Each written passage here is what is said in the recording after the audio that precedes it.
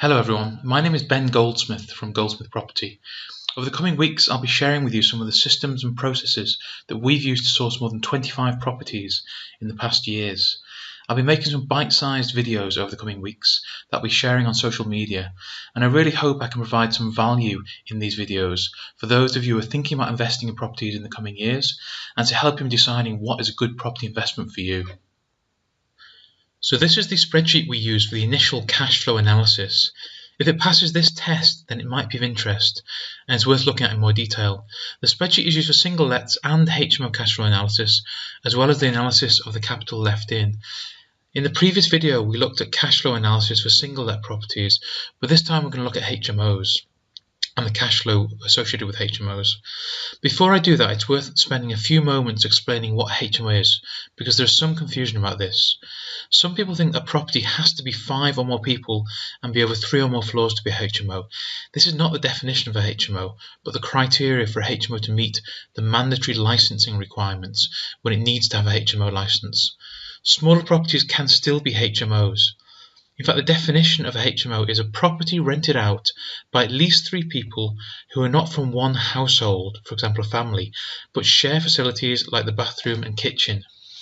Even HMOs which don't meet the mandatory licensing criteria might still need a license if the local council has chosen to extend its HMO or general rental licensing regime. So let's look at an actual example of a HMO that we bought.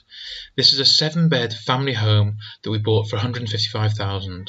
We took this and split it into a 3-bed ground floor flat and a 4-bed upper flat over 2 floors.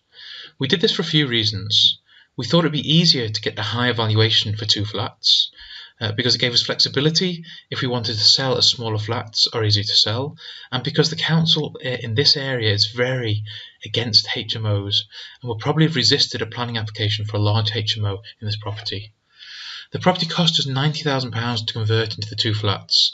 The initial estimates were quite a bit less, around about £60,000, but a lot of issues surfaced once we started working on the property.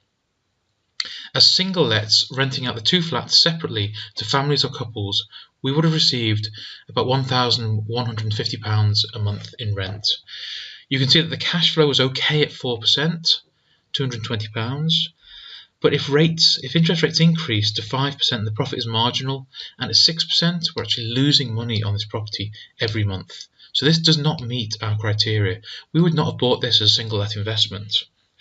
You can also see that return on capital invested in this is quite low at 7% as a single let investment. Again, that's not very appealing. As 2 HMOs though, the picture is very different. Looking at it as a 3-bed HMO and 4-bed HMO, the rent is 7 times £400 a month, which is £2,800. The mortgage is obviously still the same. If you're using a letting agent, then the fees for managing HMOs are slightly higher than for normal property management, normally about 12% plus VAT, so let's say 15%. Monthly operating costs are also higher, as you have to pay for bills on HMOs. On this initial analysis, we'd allocate 25% for the cost of bills and other costs like insurance and maintenance. Now you can see the cash flow. At 4 to 5% is pretty good.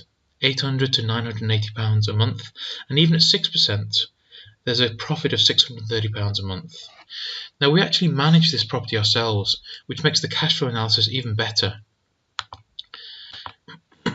as there are no letting agent fees. So we make over £1,000 a month on this property because we have no letting agent fees. To complete the picture in terms of return on investment, if we are using a letting agent, then the return on investment is about 26% on the £36,500 that's left in the property. With managing the property ourselves, this jumps to 40%,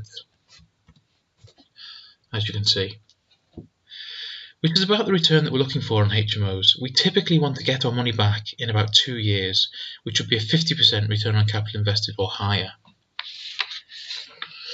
If we'd managed to keep the refurbishment costs on this property down to the £60,000 we expected, then the returns would have been much better. We would have only ended up leaving £6,500 in the property, and our return on capital invested at a HMO would have been 226%. And I think that would tick most people's boxes. This was one of our early refurbishments, and clearly we underestimated what was required. But there was enough potential in this deal that it still works for us even at the higher refurbishment costs. It's also important to say that this is only the first level of analysis.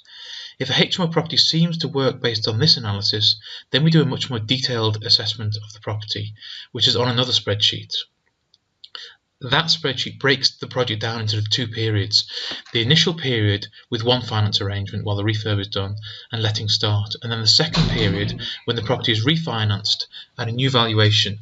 All of the bills are listed in detail so that a very accurate cash flow forecast is created.